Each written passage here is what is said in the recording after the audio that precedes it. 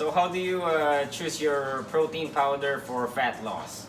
Okay, so there's really no specific protein powder for fat loss, but obviously, if you're doing some sort of fat loss diet, or if your goal is to be as lean as possible, you want to opt for protein powders that contains few calories possible, with the most amount of protein. So personally, I've been using the Optimum Nutrition whey protein isolate lately because it's so easily accessible. I get these from Walmart for like 23 bucks or so. I used to buy the Dymatize whey protein isolate also because the taste is fantastic. But since a lot of times I always forget to order it online, so I just need to get something that is easily accessible to the local stores.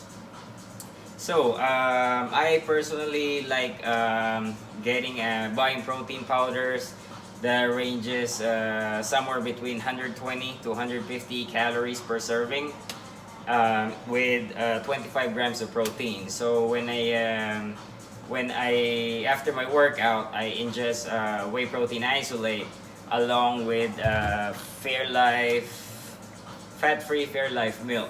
I like this milk because it's hyper-filtrated, meaning to say it contains more protein and more calcium per serving, and the taste is so creamy also. That's why I highly recommend this milk.